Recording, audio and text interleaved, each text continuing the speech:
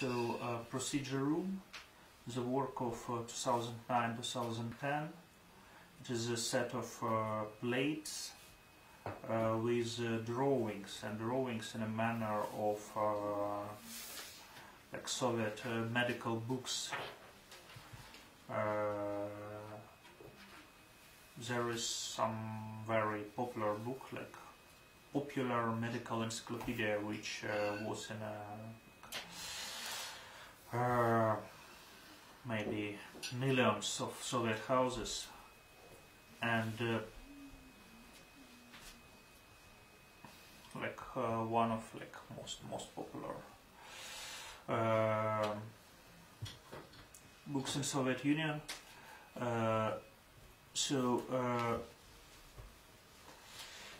There was very special manner to depict medical procedures. Very neutral, but same time not absolutely technical, not absolutely neutral. There was some psychological aspect, especially in the faces of people under medical treatment. You could see like very delicate, very slight smiles. And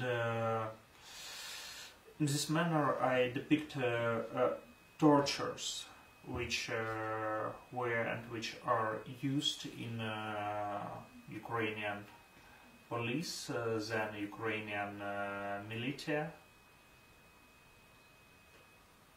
Actually, I worked with human rights activists on this project, and they provided me with information about police violence and about using tortures in Ukraine, and the situation was quite horrible. So because police was totally corrupted, and people felt absolutely unprotected, especially in smaller towns where like everybody knows everybody, and police often uses rape of women and men, and then victim is interested in that nobody will know about that. So actually people don't go to police after that. And police reform of 2014 changed situation only for a certain period, and now we have new cases. So this is procedure room,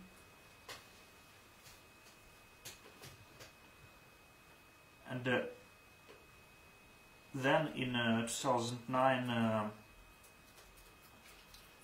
there were no like very well-known cases. It wasn't in mass media, maybe before killing of student Igor Indyla in Kiev. Ukrainian society was rather silent about situation with tortures. And for me it was something like this smiles on the faces in medical encyclopedia. Like doctor knows what is better for us. We are in strong hands. We are treated in a certain way. So it's like a social medicine.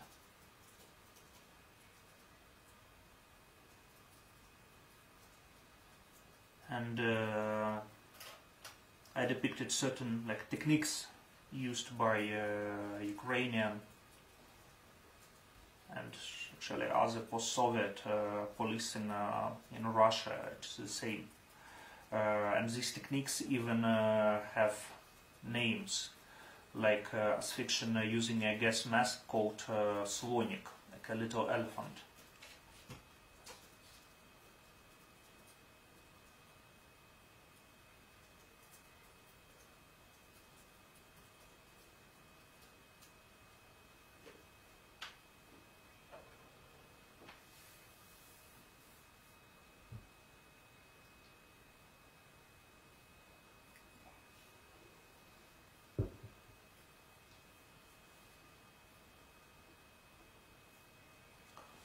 Work called Small House of Giants. It is a metal container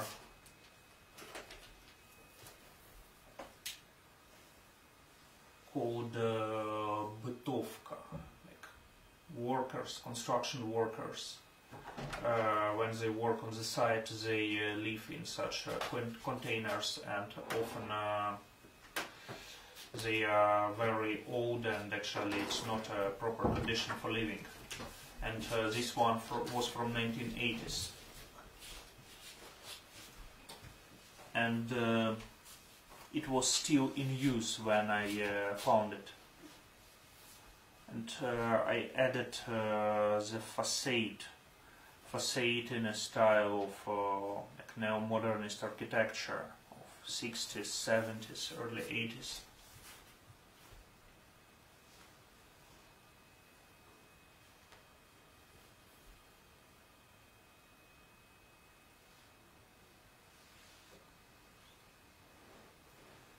So this bytovka is certain like faceless and even shameful object. Like if in the Soviet Union worker was a heroic figure on facade of society, like Soviet Union was a state of industrial modernization, then in post-Soviet time physical labor turned to something hidden, almost invisible. But in Soviet time worker could be like this monumental sculpture and facade, but real worker lived in really bad conditions.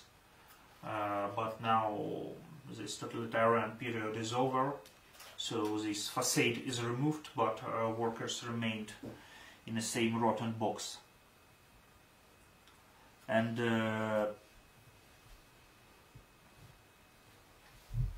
this worker, like bytovka, is real, old, rusty metal. Sorry for this projection. Actually, I wanted to show the texture of this metal combined with this perfect white geometric shape of facade. And in some works which I do, using of material is very important, like combining of these white geometric forms, which often refer to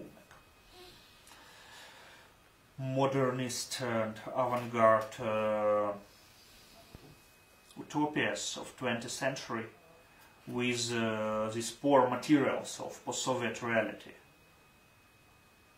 Actually former Soviet objects which I find already some things like on flea market.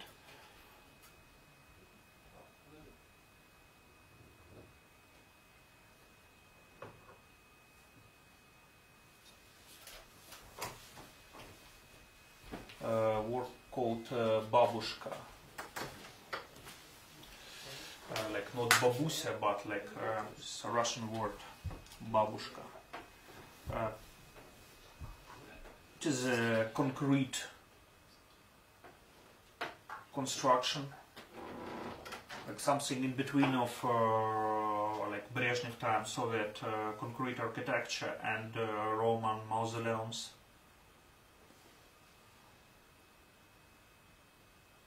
And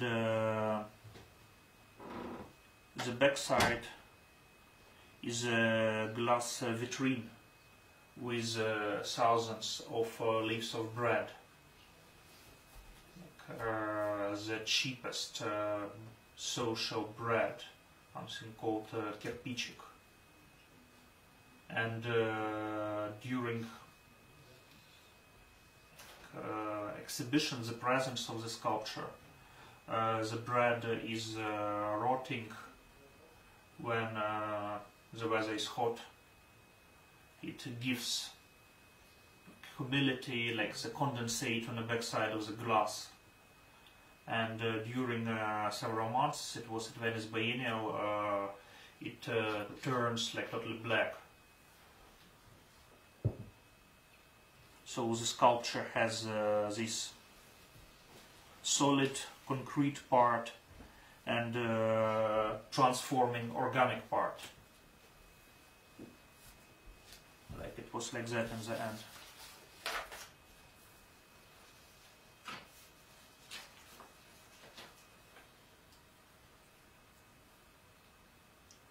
The work is devoted to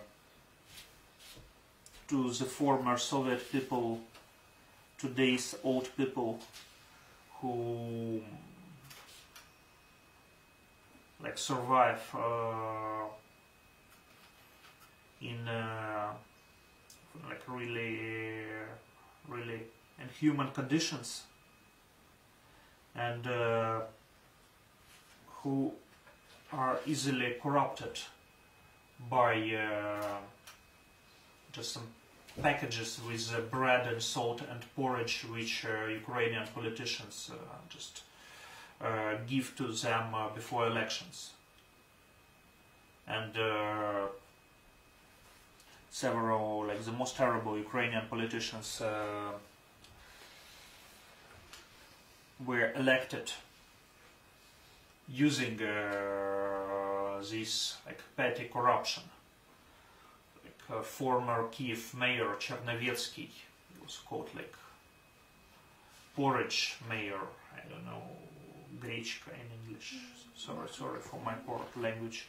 And yeah, before one of elections, there was a sticker like in Kiev, like elections are coming, steal the passport from your grandma, and it leads to certain like ageist hate when young people hate old people for like selling the future, our young future, which doesn't belong to these old people. Like they sell it for grechka, for cheap bread, for salt. Same time, these old people, they wash plastic bags, and their values are not about consumption. And I think we should learn from them. So it's like a mausoleum of this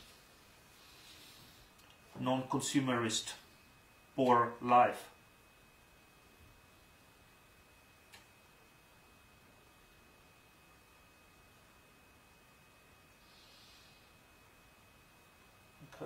The watercolors combining architectural elements with like organs of human body.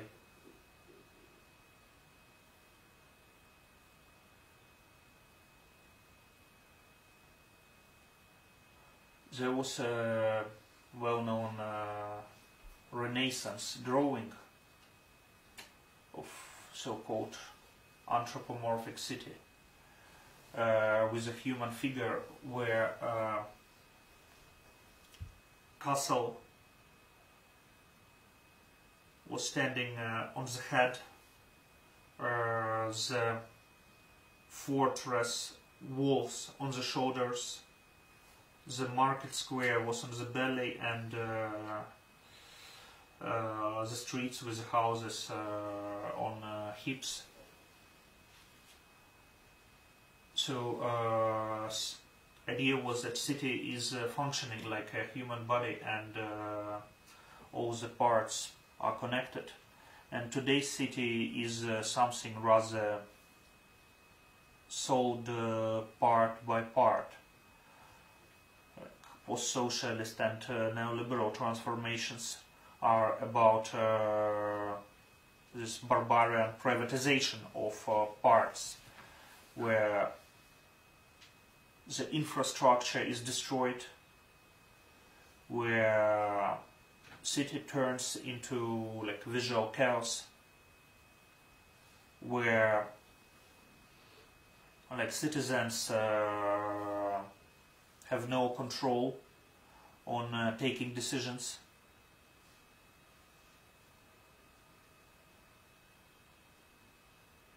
So just this anthropomorphic city like cut to parts and sold as organs or just as meat.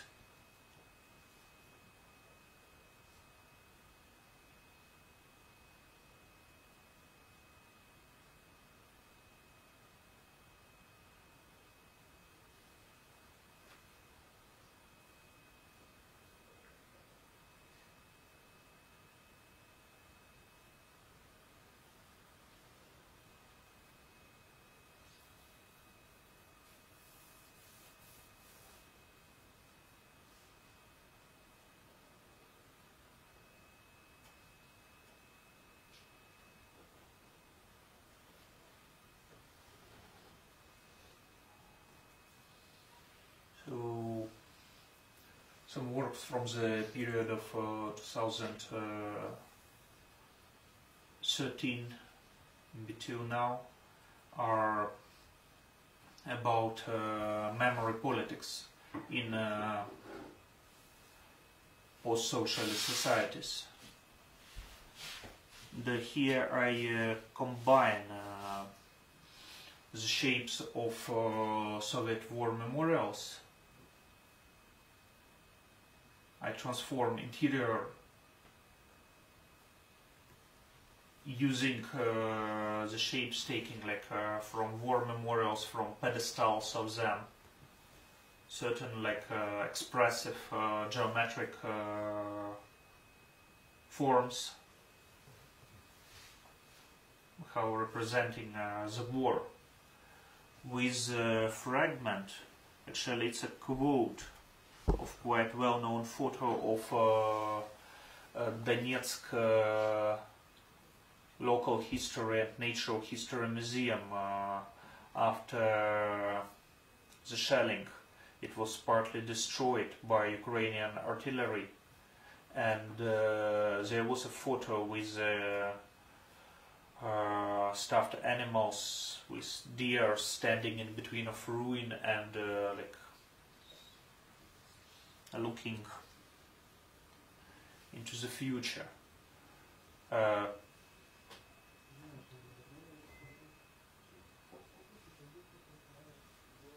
So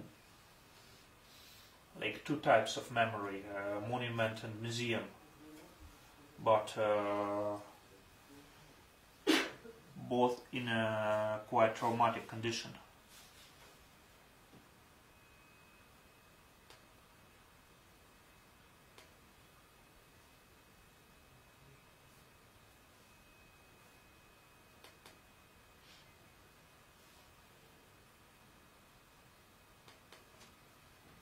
And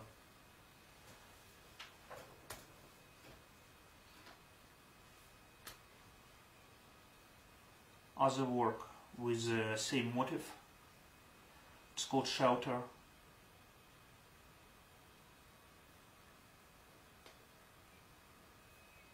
It is like a two-stored construction. On the top I repeat the same photo from Donetsk, but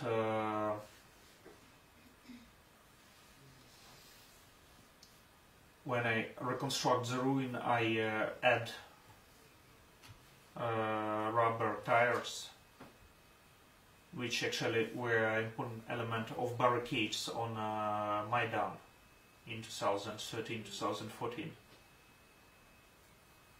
A ruin and a barricade, they have a lot in common. But if a ruin is about like missing political subjectivity, when history just falls on our heads and we don't know what to do. So barricade is about political subjectivity, is about will to change the future.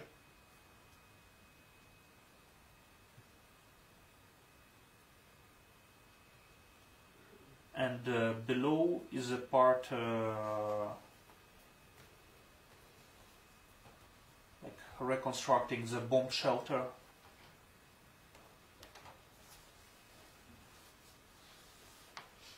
With these two leveled beds, but they are growing beds. There are techniques of like growing mushrooms and certain roots, like growing food in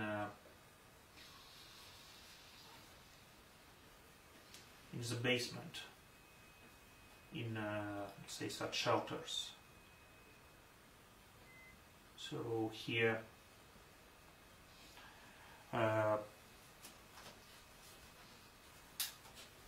it's just about survival, or what George Agamben calls like bare life, life without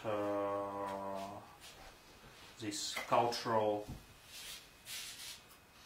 civilizational superstructures, just basic survival. So if top floor is about culture and memory, but in condition of crisis and transformation, when ruin turns to barricade. So base is about pure survival.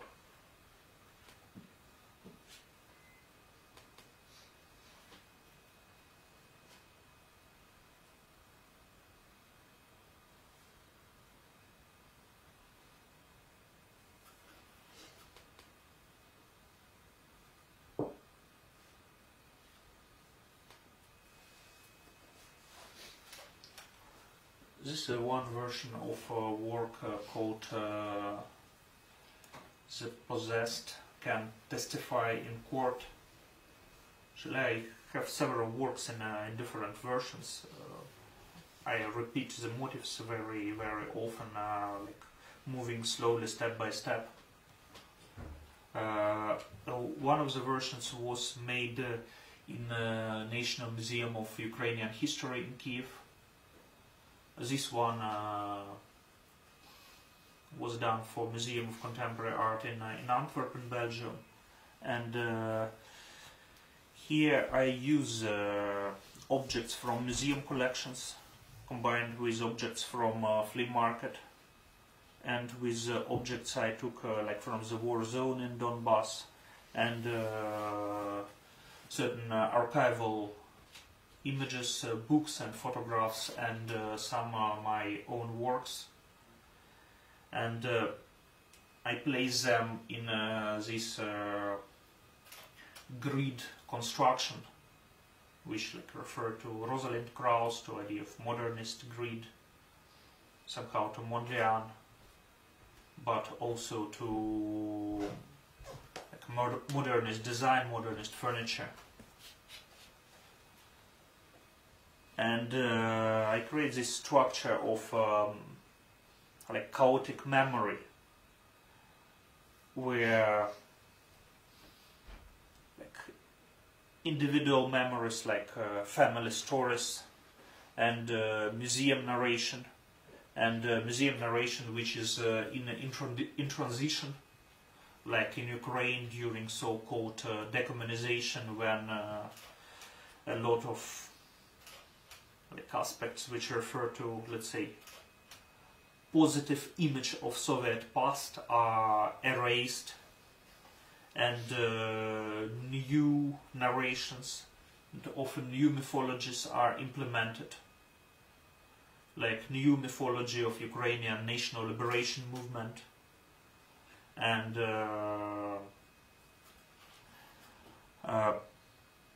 then memory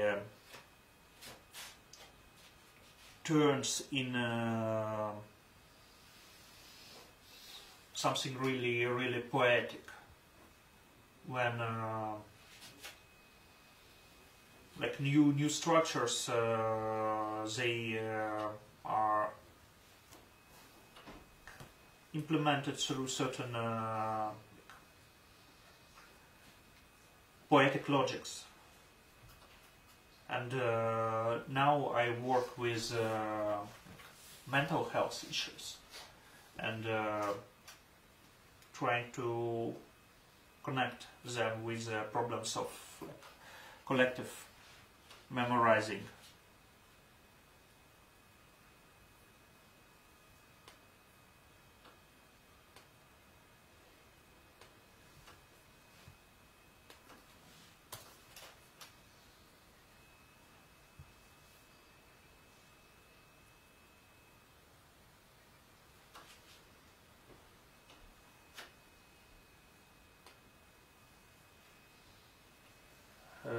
The work called Spectators.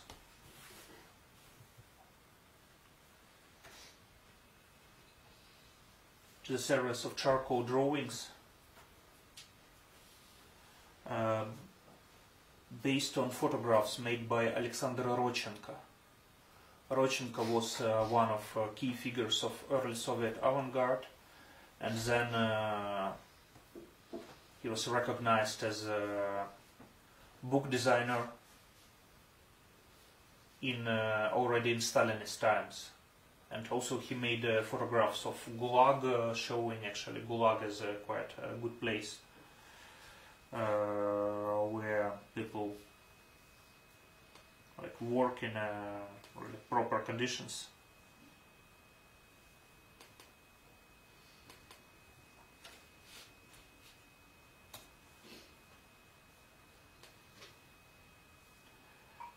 So in 1934, Rodchenko worked on a big book about like Soviet power and socialist transformations in Central Asia, like and in Uzbekistan, and he made photo portraits of communist leaders in Central Asia, and he made this huge book, actually very beautiful album, one of like masterpieces of Soviet book design. But after 3 years, in 1937, almost all these leaders were arrested and executed. And then having their portraits turned into having portraits of enemies of the people. There was a category in Soviet Union, like enemies of the people. And having such portraits could turn to a reason to be arrested. And Rodchenko, he didn't want to spoil his example of the book. And he just overpainted the faces of commissars with black ink. Yes, it's a problem with projection, because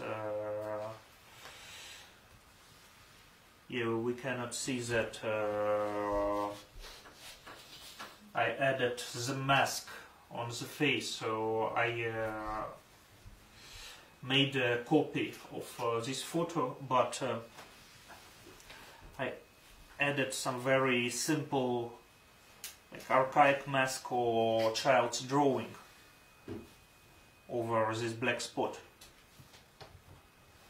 And for me, these black faces of commissars are the faces of spirits of history. And they are some like brothers or sisters of this Walter Benjamin's angel of history, whose face is always turned back and who sees the history as like multiplication of ruins. Okay, without these mask drawings, the work is invisible.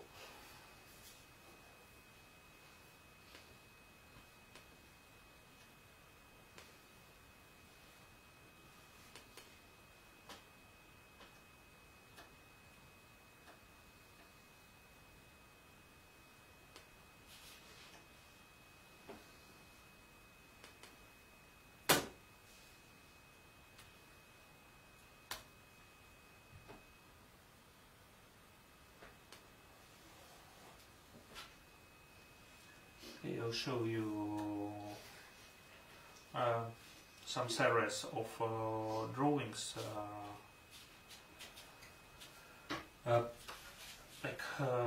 this one is called Peasant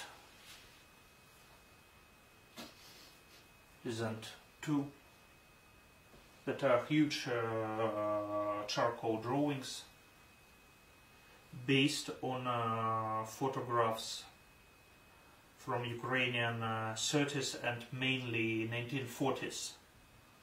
And photographs of victims of mass violence on Ukrainian territory. But I used the photographs which are actively present in today's political discussions.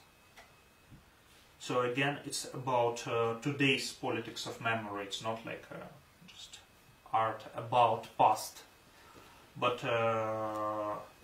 it's about today's struggle for this or that vision of history. And, for example, the photo of a man with wounds on his back. First time it was published in a brochure about UPA, like Ukrainian insurgent army,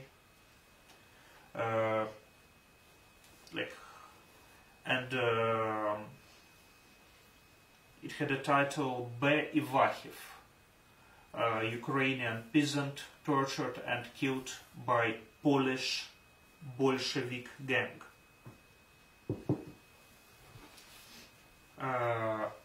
This photo was published again in early 90s in Poland, and then it was titled Karol Imach, Polish peasant tortured and killed by UPA. And this photo is not only one. There are plenty of images which circulate with different titles, like according to who uses them. And Ukrainian, Polish, Ukrainian, Russian, like wars of memories, use such images as weapons. And then we just don't know where this photo come from, like, and historians often stay silent if these historians are not like the soldiers of these wars of memories. So again, I worked with historians on this project. I often go for interdisciplinary collaborations. Like this was a photo of Andreas Wienerberger, Austrian engineer who worked in Kharkiv in 1920s and 30s, and who witnessed Ukrainian peasants who escaped from the villages during artificial hunger during Golodomor. They tried to escape to the cities and they died from starvation just on the streets. And then Andres Wienerberger, he left Soviet Union, and he provided like Germans with his photos, and they were actively used in Nazi anti-Bolshevik propaganda.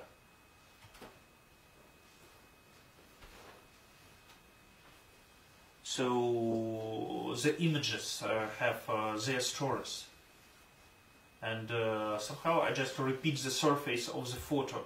I'm not just using photo as a source to make something like historical painting, but I work with image which has its own story, like after it was made. So that are the photos of Lviv pogrom of June 1941.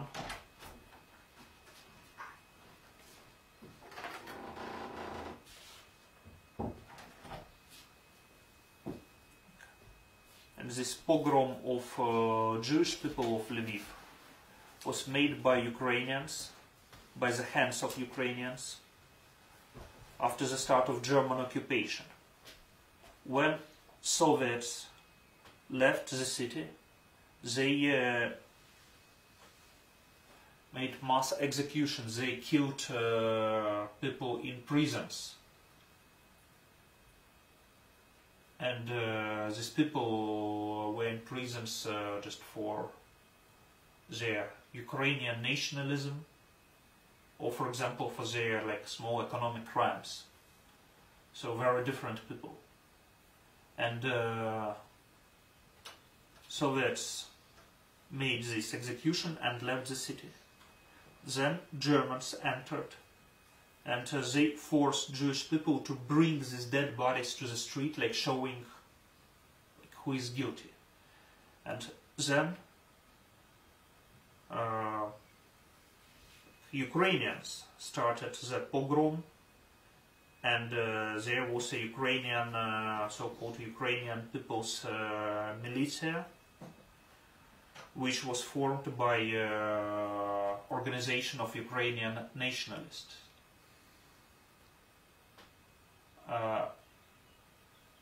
Bandera branch of it, because there was other Melnik branch. And yeah, Germans only documented. They were present as cameramen, and then they use these images in their propaganda, like showing like, Ukrainian people doing what they always wanted to do. So the structure of guilt and of responsibility is very complicated here. When I make drawings based on these photographs, I follow all these defects of image. Sometimes it's really complicated to read this image. You just don't understand what does this line mean. Like some ropes transforming the image into something absolutely surreal. This naked woman, like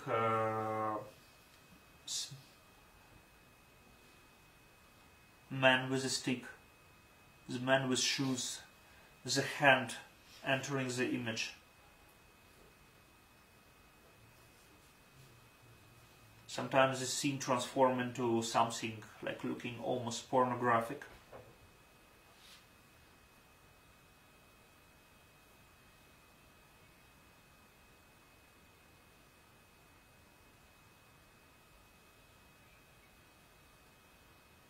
So often there is some like phantasmatic spirit, something looking absolutely surreal.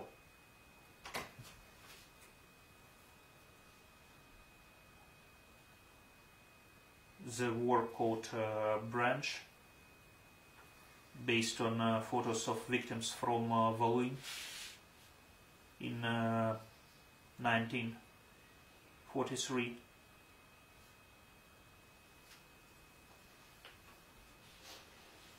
With a branch entering the image. Okay, it's weird with this projection, I'm showing something almost invisible and telling about it.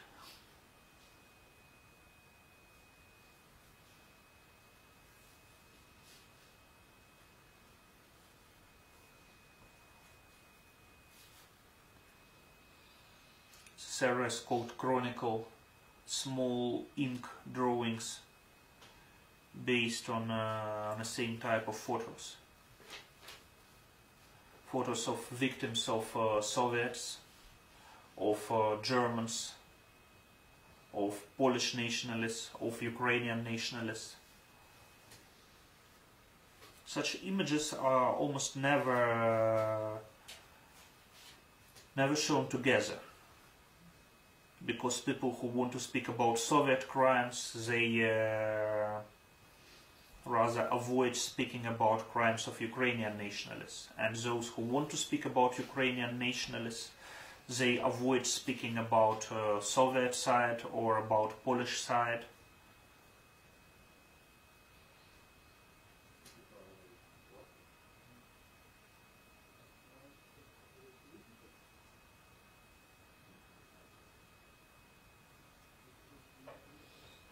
They had quite a big show of these works in Lviv, combined with the texts of Western and Ukrainian historians. Also there were like writers like Martin Polak, or philosophers like Hans Ulrich Gumbrech, like those who write about mass crimes of 20th century, and also about what happened on Ukrainian territory. May I ask a question? Yeah, please. And for you, this process of redrawing photos, what is it exactly? What kind of transformation of images here? Because ordinarily, I can imagine that now it looks softer because it's like something documented, but it's not reality. It's not like photo. It's not the same feeling as if you're watching photos. But at the same time, it adds this more drastic, this surrealistic feeling, in a way, like more drastic documentation. And what was this for you? This when you did all these redrawings from photos? What is this? Maybe like this line about documentation and interpretation as your work. When I make these drawings, I make these photos belong to me. They don't belong to some like historians from Ukrainian Institute of National Memory or of Polish Institute of National Memory or of some, let's say, a Russian pro-Putinist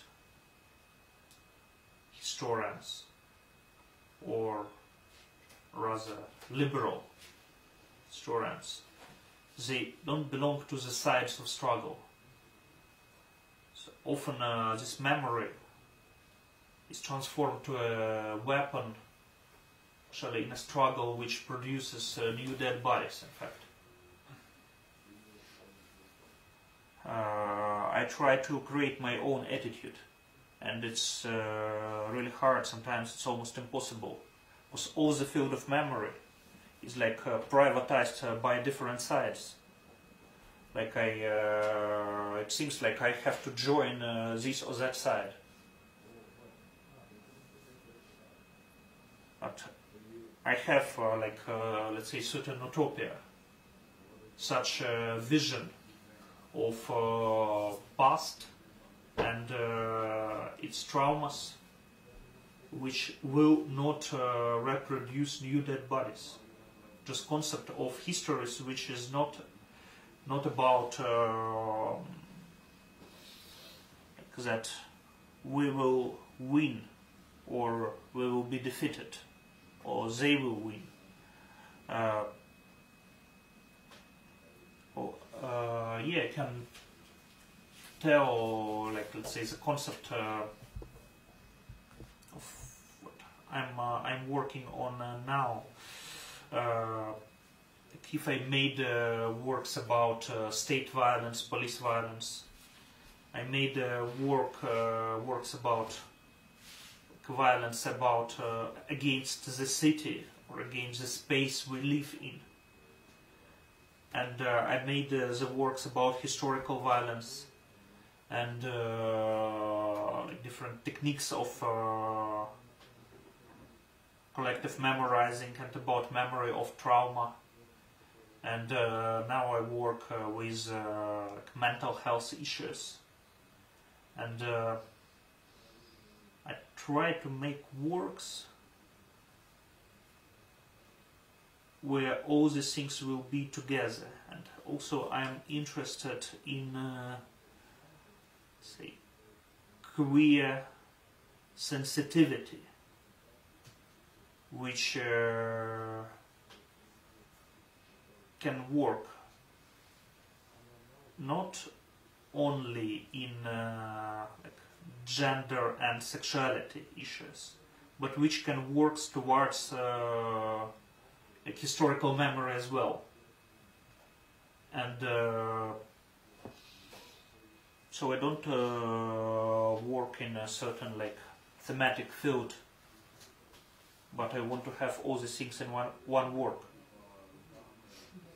Like imagine like way of queer speaking about Голодомор, or speaking about today's police violence through mental health problems perspective, or speaking about war in Donbass through the like prism of queerness and like techniques of historical memory. I don't know if I'll succeed with this. It's like seems like really utopian task, but at least this is my intention.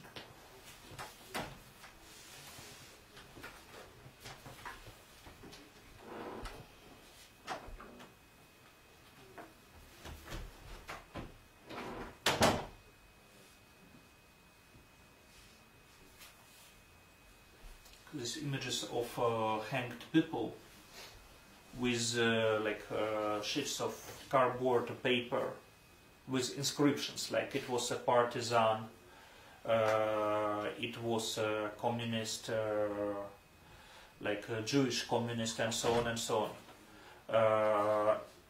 And sometimes I see that these historians, which are like soldiers of ideological wars, they still like look what they can write on these ships, like how they can mark the victims in a most proper way to use them in new national struggles. So I remove inscriptions, remove the context, remove even roads. So they hanged in an empty space. I have also one thought, and how I like what you say, this utopian approach, like this queer historian approach,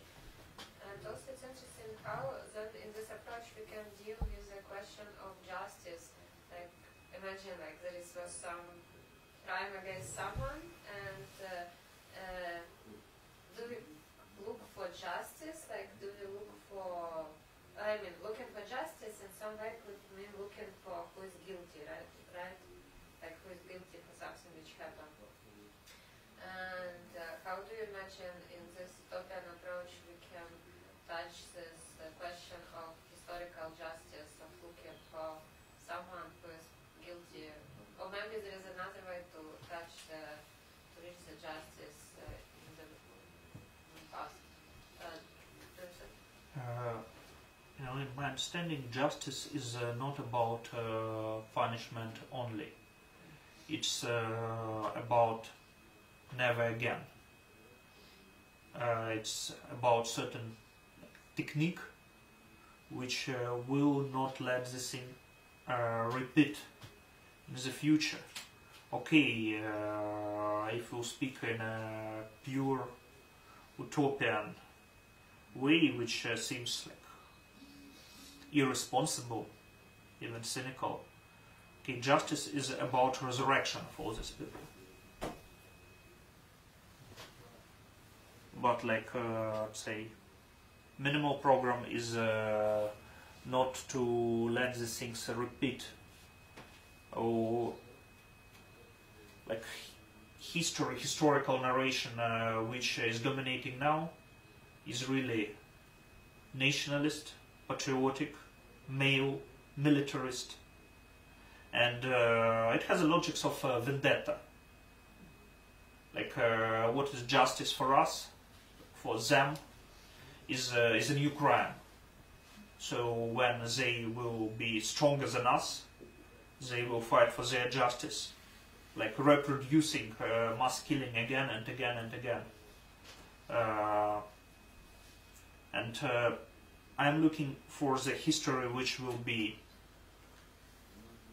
not militarist, not nationalist, not male, and without this aspect of vendetta.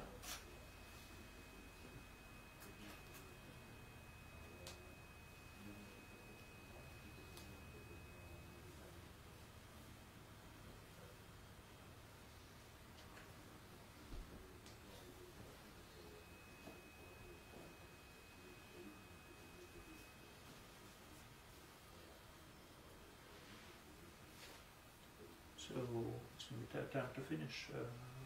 How much time we have? We have lunch at 1, so we have still like 40 hours, 40 minutes. Oh, okay. 40 hours. No, if you would like to listen, I can show you some few other works. I was also interested in, you were telling that you started now to work with mental health topics. I was wondering what are these projects, if they're already in form of projects or it's just few works. Can you tell more about that? And you also said it's connected with collective memory. No, I will have a first show of this type like in Paris this autumn. So then I'll have like, images.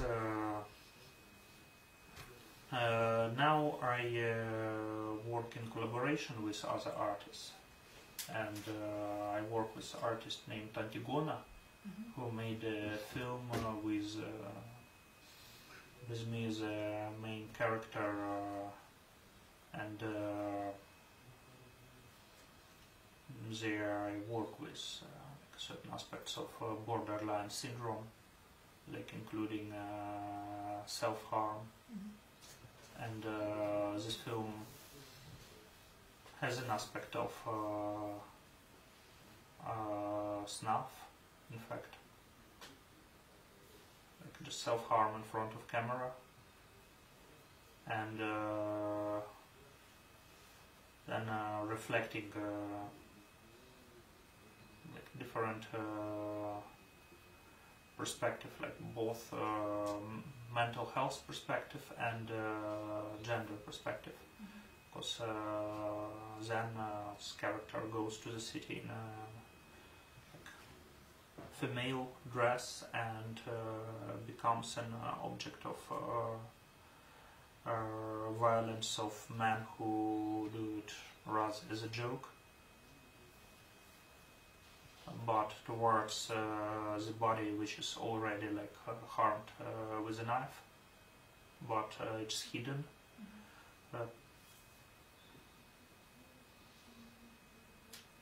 So yes, for me, how it's easier to invite other person than to have this like artistic, testimony.